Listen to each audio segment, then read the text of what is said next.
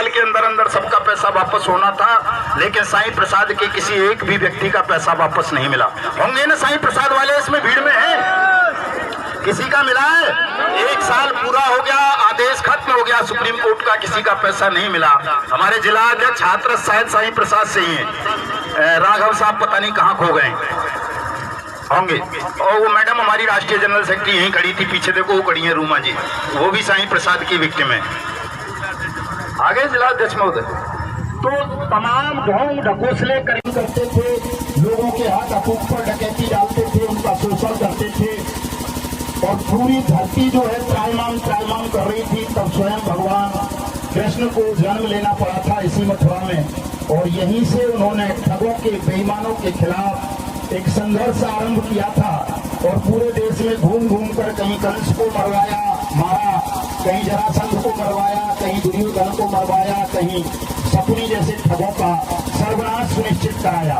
ये वही जमीन है, उसको याद करो, 5,500 वर्ष पहले का वो घटनाक्रम पूरा आज फिर इतिहास अपने को दोहराने जा रहा है। इसी कृष्ण की जन्मभूमि से हम सब शपथ लेंगे कि हिंदुस्तान को ठगों और बेईमानों से मुक्त करा देंगे, इनके खूनी पंजों को तोड़ डालेंगे, बिल्कुल किसी को शासन में एक पल भी रहने नहीं देंगे, चाहे वो मोदी हो, योगी हो, कोई मोहनलाल यादव हो, या वो राजस्थान वाले क्या नाम है सर, भजन लाल हो, या वो कर्नाटक वाला क्या नाम है सिद्धारमैया हो, या वो कोई वहां जो महाराष्ट्र में बैठा है क्या नाम है उसका, है देवेंद्र फडणवीस जो भी हो, सबको शपथ लेनी है कि एक भी ठग को बेईमान को सत्ता में नहीं रहने देंगे, एक पल भी उन्हें शासन नहीं चलाने देंगे यदि उन्होंने अपनी ठगी बेईमानी और मक्कारी को मलबूत्र की त्याग कर देश के प्रति वफादारी का कर्तव्य नहीं निभाया। तो सब लेंगे ना ये शपथ? क्योंकि साथियों शासन में बैठे हुए लोग ही चल कर रहे हैं, आपके साथ ध्यान रखना इस बात को। ये जो प्रॉपर्टी आप खड़ी देख रहे हो केबीसीएल कलकरू की, ये सब आपके पैसे से बनी है यहाँ, ये अकेली नहीं है, ऐसी 6,500 बीघा जमीनें हैं उसकी यहाँ आपके पैसे से ही खरीदी हुई। और ये तो केवल एक उदाहरण है, संकेत मात्र है। पूरे देश में देखोगे तो 2 जिले बस जाएंगे, इतनी प्रॉपर्टी पीएसीएल पल्स की है। आदर्श की प्रॉपर्टियां सिरोही से लेकर अहमदाबाद तक दुनिया भर की हैं। सहारा इंडिया समूह की प्रॉपर्टी आप देखोगे तो पूना से लेकर बंबई तक और उधर उत्तराखंड, देहरादून, नैनीताल और वहाँ शिमला तक और विदेशों तक में है। इसी तरह से वो जो सागा ग्रुप का भाग्य है समीर अग्रवाल, उसकी प्रॉपर्टियां ऑस्ट्रेलिया से लेकर अमेरिका और दुबई तक में है साथियों, और ये सब आपके पैसे से खरीदी गई है। ग्वालियर यहीं से नजदीक है, आप ग्वालियर में जाके देखोगे तो जीएन गोल्ड, बीएन गोल्ड, सक्षम डेयरी और पता नहीं किस किस की दुनिया भर के, जीसीए के, टोगो के, bike boat, hello taxi, top ride, rose valley, पिलकोन, इनकोन, साईं प्रसाद, साईं प्रकाश और दुनिया भर की आदर्श, नवजीवन, संजीवनी, 3 लाख कंपनियों की प्रॉपर्टी है। ग्वालियर में भी बहुत सारी प्रॉपर्टी है, हमारे ब्रजमंडल में दुनिया भर की प्रॉपर्टी है ऐसी जो अरबों खरबों रुपए की है। इन पर अधिकार आपका है, लेकिन किसने अधिकार कर लिया? सरकार ने भी, किसने? भारत सरकार ने। और आपको भुगतान की गारंटी दी गई है कि आपका डीएम पैसा देगा, आपका जिला कलेक्टर आपको वापस देगा। ये प्रॉपर्टी पहले जिला कलेक्टर ने गैंगस्टर एक्ट में सीज करवाई थी। अगर जिला कलेक्टर के पास ये प्रॉपर्टी होती तो संभवतः अब तक केबीसीएल वाले लोगों का भुगतान यहाँ वालों का हो गया होता। लेकिन चूंकि आपके प्रधानमंत्री की नीयत खराब थी, नरेंद्र मोदी की, वो आपका भुगतान नहीं करना चाहता था, तो उसने क्या किया?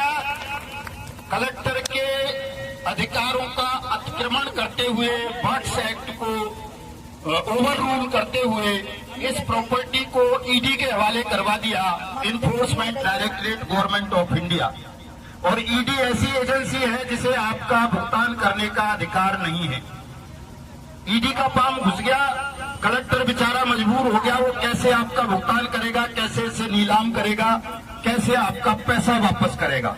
तो प्रधानमंत्री आपका नहीं चाहता कि आपका पैसा वापस मिले, वरना तो पार्लियामेंट ने बहुत सीधा सीधा कानून बना दिया है कि जिस जिले में, जिस तहसील में किसी भी पोंजी स्कीम चलाने वाली company, credit cooperative society, firm, निधि वगैरह की कोई भी प्रॉपर्टी है, चाहे वो चल हो, अचल हो, कैसी भी हो, उनको इलाके का एसडीएम, डीएम, तहसीलदार, इन तीनों में से कोई एक सीज करेगा, बेचेगा, नीलामी करेगा, सरकारी या प्राइवेट जैसी भी हो सके, और 180 दिन के अंदर अंदर अपने इलाके के ठगी पीड़ितों का पैसा, उनकी जमा राशि का 2 से 3 गुना उन्हें वापस करेगा। कानून बना दिया, इसी सरकार के प्रस्ताव पर बना। नरेंद्र मोदी ही प्रधानमंत्री थे इस वक्त देश के। आपने सब वो वीडियो देखी होगी, बड़ी छाती ठोक के कहा मैंने 3 लाख कंपनी बंद करा दी, मैंने भुगतान की गारंटी का अधिकार दे दिया। लेकिन क्या 6 साल में किसी एक भी व्यक्ति का पैसा वापस मिला? हमारे 5 लाख से ज्यादा एजेंट साथियों ने आत्महत्याएं कर ली, निर्दोष लोगों ने। 1250 सैनिकों ने आत्महत्या कर ली ठगी प्रकरणों का शिकार बन जाने के कारण। एक डीजीपी ने की, पुलिस का सबसे बड़ा ऑफिस, कई वैज्ञानिकों ने की, कई जजों ने की साथियों, ठगी प्रकरणों का शिकार बन जाने के कारण। ये नहीं है कि साहब केवल हम और आप ही ठगी का शिकार बने, बड़े बड़े लोग हुए। एडवोकेट तो हमारे बीच ही अभी सैकड़ों की तादाद में यहाँ उपस्थित हैं जो ठगी का शिकार बने। लेकिन मोदी सरकार की कान पर जूं नहीं रेंगती, वो आपको आपस में लड़ा देना चाहती है, लड़ाती रहती है। सहारा इंडिया समूह का मामला, बर्ड्स एक्ट 2019 21 फरवरी 2019 से पूरे देश में बाया। 2023 में अमित शाह ने सहारा सीआरसी रिफंड पोर्टल लॉन्च कर दिया, सुप्रीम कोर्ट को अपने इन्फ्लुएंस में लेके या कहें दबाव बनाकर। सेबी से 5,000 करोड़ रुपया लिया और ये वायदा किया कि मैं 45 दिन में सहारा इंडिया समूह के लोगों का पैसा वापस कर दूंगा। लेकिन किसी का हुआ क्या? सहारा वाले इसमें होंगे ना बहुत सारे, किसी का पैसा वापस नहीं हुआ। केवल अमित शाह ने झूठ बोला, क्योंकि उसे पता था कि ये ठगी पीड़ित जमा करता परिवार तब जब संगठन जो देश में बर्ड्स एक्ट की लड़ाई लड़ रहा है, अगर इसके साथ सहारा समूह के लोग भी जुड़ गए पीड़ित, तो इनकी संख्या सच में करोड़ों में हो जाएगी। और ये मिलकर लड़ेंगे तो अपनी भुगतान की गारंटी को, अधिकार को पालेंगे। और अगर सरकार ने इनका अधिकार नहीं दिया तो ये सरकार को उखाड़ के फेंक देंगे। ये एहसास था नरेंद्र मोदी को भी और अमित शाह को भी। याद होगा आपको 31 जुलाई 2023 में जब हमने जंतर मंतर को भर मारा था, याद है ना वो घटना आपको? पूरा फंड पोर्टल लॉन्च किया गया। साईं प्रसाद के मामले में अभी पिछले दिनों ऐसा ही हुआ। 25 जुलाई लास्ट डेट थी उस ऑर्डर की सुप्रीम कोर्ट के कि 1 साल के अंदर अंदर सबका पैसा वापस होना था। लेकिन साईं प्रसाद के किसी एक भी व्यक्ति का पैसा वापस नहीं मिला। होंगे ना साईं प्रसाद वाले इसमें भीड़ में हैं? किसी का मिला है? 1 साल पूरा हो गया, आदेश खत्म हो गया सुप्रीम कोर्ट का, किसी का पैसा नहीं मिला। हमारे जिला अध्यक्ष हाथरस शायद साईं प्रसाद से ही है, राघव साहब पता नहीं कहाँ खो गए होंगे। और वो मैडम हमारी राष्ट्रीय जनरल सेक्रेटरी यही खड़ी थी, पीछे देखो वो खड़ी है रूमा जी, वो भी साईं प्रसाद की विक्टिम है।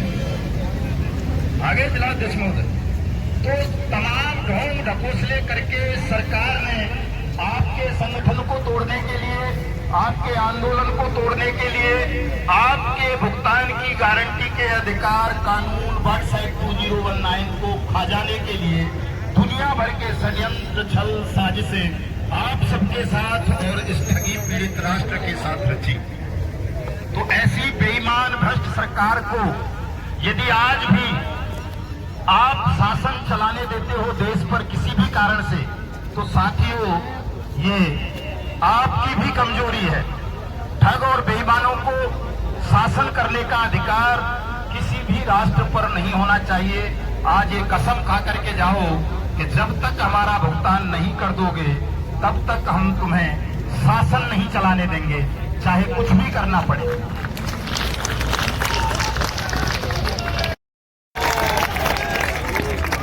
तो सुना आपने कितना जोश है 80 वर्ष के बुजुर्ग व्यक्ति में, और गांधी जी की वेशभूषा में रहते हैं। आज तो पैंट शर्ट में आ गए भगत सिंह बन के, नहीं तो गांधी जी के वहां में रहो करें। सत्य और अहिंसा के पुजारी हैं साहब। मैं डर रहा था जब सड़क पे खड़े भीग रहे थे, ऊपर से देखता हुआ मैं कहा मास्टरनी आज जरूर लड़ेंगी, रात को घर जाएंगे तो कि मेरे लोग कहाँ छोड़ा है। मैं मास्टर जी शायद बलिदान करने को तैयार हो गए। तो साथियों, जब बलिदान की भावना किसी एक व्यक्ति के मन में भी जन्म ले लेती है तो उसके उद्देश्य को पूरा करने के लिए स्वयं नारायण अवतरित हो जाते हैं। ऐसी भावना हृदय में उत्पन्न होनी चाहिए कि जब तक हम अपना पैसा इस बेईमान सिस्टम से वापस प्राप्त नहीं कर लेंगे तब तक सर्दी, गर्मी, बरसात, भूख, प्यास, दिस दैट ये सब बहुत मामूली चीजें हैं। कई साथी छोटी छोटी चीजों को लेकर के लड़ जाते हैं। इन तमाम छोटी छोटी बातों को, मोह को, क्या लड़ाई बड़ी है? लड़ाई कोई छोटी नहीं है। ये सब 5 लाख लोग मर चुके हैं इसे लड़ते लड़ते। हम भी देख रहे होंगे जब हम इस लड़ाई में तरह एक इंसान और एक नागरिक होने की हैसियत से ज्यादा बात कर रहा हूँ। हम सब जनरली लोअर क्लास या मिडिल क्लास से आते हैं, बड़ी मेहनत करके स्कीमों में पैसे डालते हैं, लेकिन लोग जो इसका फायदा उठा के ठगी करके चले जाते हैं, उनके खिलाफ कार्रवाई करना बहुत जरूरी है। ये मैं भी मानता हूँ। इसके लिए एक व्यवस्था बनाई गई। 2019 में एक बर्ड एक्ट करके आया गया, value of unregulated deposit fees act, और साथ ही साथ हमारी जो नई कानून व्यवस्था आई है 2000 जो आया है उसका प्रोत्साहन दिया गया है। व्यवस्था बनाई गई जिसमें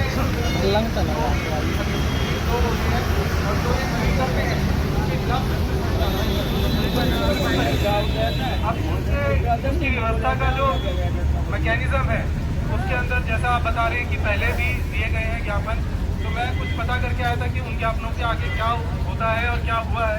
तो मुझे जो अभी तक पता चला तो मैं आपको बताना चाहता हूँ। इन सबको आगे केंद्र सरकार को भेज के ईडी और सेबी के स्तर से जांच हो रही है, और उनके खिलाफ जो जांच होने के बाद निकल के आएगा, हमारे पास मंडल स्तर पे या जिला स्तर पे उनकी जो संपत्तियों के बारे में डायरेक्शन आएंगे, फिर उसके बारे में कार्रवाई हम सुनिश्चित 100% करेंगे। इसकी मैं आपको आश्वासन देता हूँ। तो अभी जो मैं आया हूँ मंडल में सर की तरफ से जो यहाँ मैं आया हूँ, मैं इसी चीज़ से आया हूँ कि मैं सीधा सारी बात उनके सामने रख के मंडल आयुक्त सर से, शासन से, केंद्र सरकार से भी बात करनी पड़ेगी। तो मैं IDS होने के नाते वहाँ भी शासन में और केंद्र सरकार में कोई बात करके आपकी बात को आगे पहुँचा के उसको बंद करेंगे।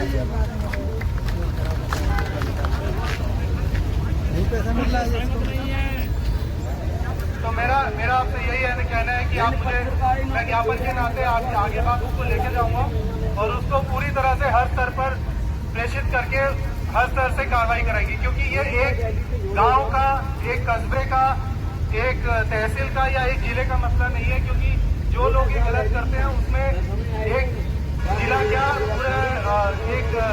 पूरा भारत इसमें होता है, पूरे हर राज्य के लोग इसमें जाते हैं।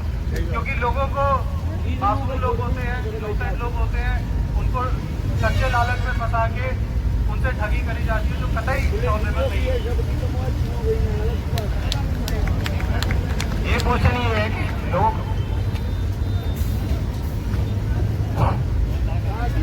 अरे सुन लो भाई, इतने सारे लोग क्वेश्चन मत करो। वो नेता नहीं है, IAS हैं, ज्वाइंट कमिश्नर है, सबके सवालों का जवाब नहीं देंगे। आपकी तरफ से मैं बता देता हूँ सबको।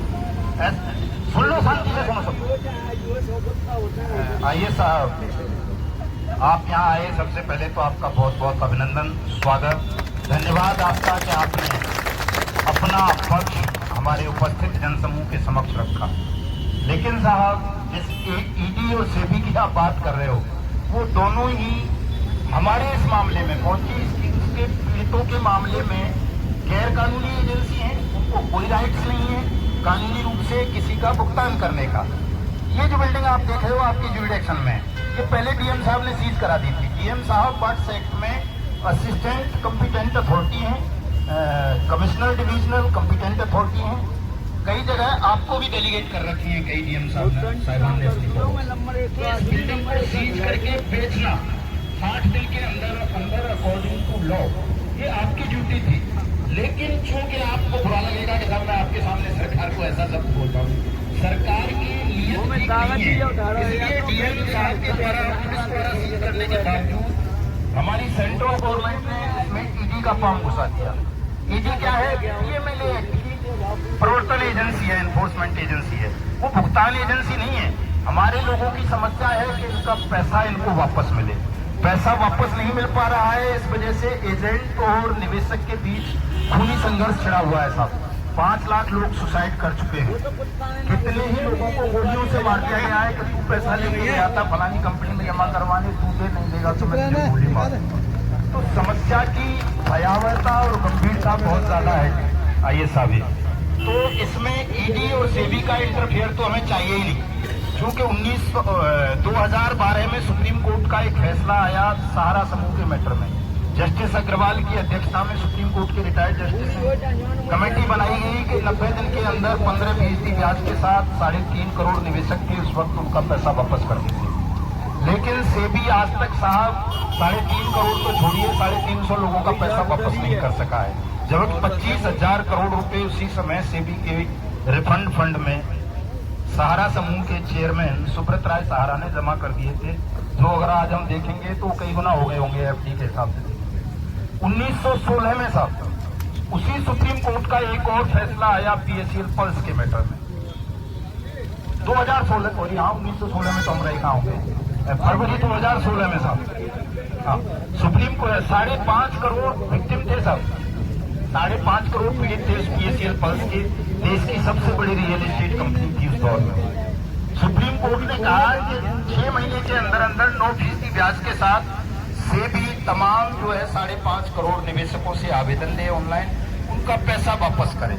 50,000 करोड़ रुपए की प्रॉपर्टी सेबी ने चल अचल संपत्तियों के रूप में साहब, लेकिन आज तक केवल 20 लाख लोगों का समथिंग, वो भी ऐसे हैं 20 लाख में किसी को 1 रुपया वापस किया है, किसी को 100 रुपए, किसी को 500 रुपए, किसी को 5,000 रुपए, जो मूलधन भी नहीं दिया लोगों को। सीबी और ईडी साहब दोनों ही हमारी दृष्टि में नाकारा एजेंसी हैं। जब 5 लाख लोगों ने सुसाइड किया, 1250 सैनिकों ने सुसाइड किया, एक डीजीपी ने सुसाइड कर लिया, एक गवर्नर ने, कई सांसदों ने, आपके भाई बंधुओं ने भी जो आपके स्तर के अधिकारी हैं ऐसे। साइंस सिटी आपने सुना हो कभी, तो उसमें सारे आईएएस, पीसीएस, आईपीएस का ही पैसा फंसाया था और वो दुबई बैठा हुआ है राशिद नसीम, सबका पैसा लूट करके।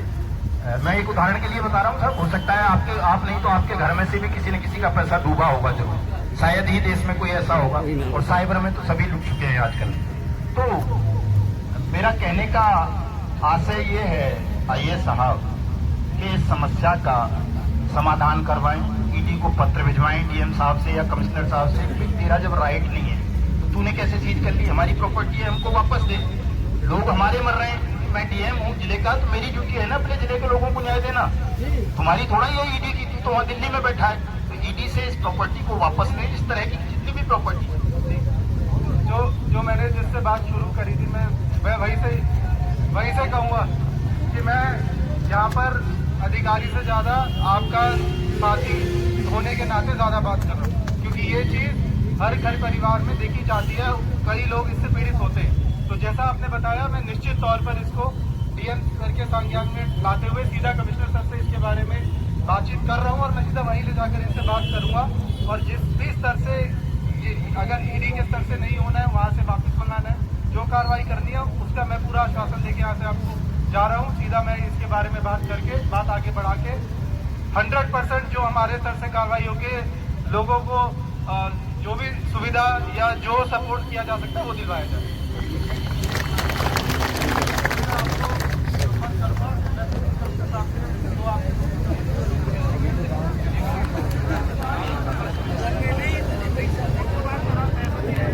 जो भी लोग यहाँ पर मथुरा जनपद से या आसपास के जनपद से या किसी और जनपद से आए हैं, दूर दूर से आए हैं, उनकी बात में पूरी संवेदना रखता हूँ, पूरी सहानुभूति रखता हूँ, और आपकी जो पीड़ा है उसको समझते हुए उनको बात रखूँगा। और आपका ये क्या आपको ऐसी दिक्कत या तकलीफ आगे ना हो, उसके लिए पूरा प्रयत्नशील रहेंगे हम लोग। ये मेरा आपसे कहना है। धन्यवाद।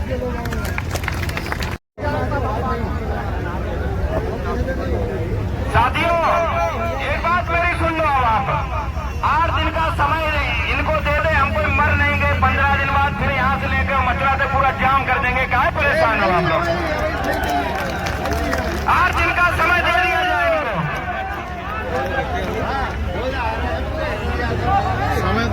साथियों, अगली बार हम इससे भी ताकत में आएंगे। हाँ, लिखे जवाब दे रहे हैं। 8 दिन में इनका प्रतिनिधि आपका मिलेगा कि ऑन वीडियो साथियों 8 दिन का समय ले रहे हैं। भाई मानिए,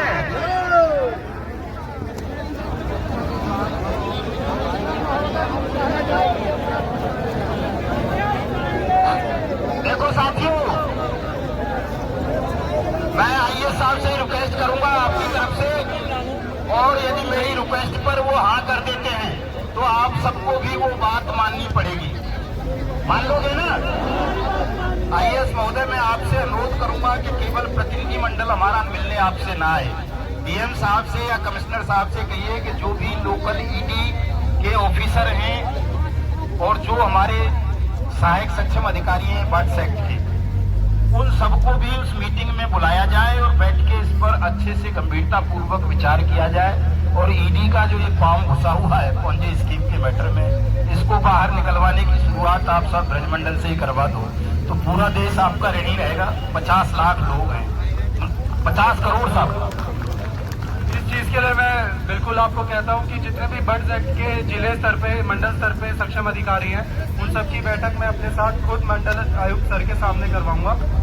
ठीक है, बिल्कुल होंगे आपके प्रतिनिधियों के साथ मैं बैठक करवाऊंगा सर के साथ। तो अगले हफ्ते मुझसे आपके प्रतिनिधि संपर्क कर ले, मैं बैठक करवाऊंगा। बहुत बहुत धन्यवाद आपका आईएएस साहब। आप देश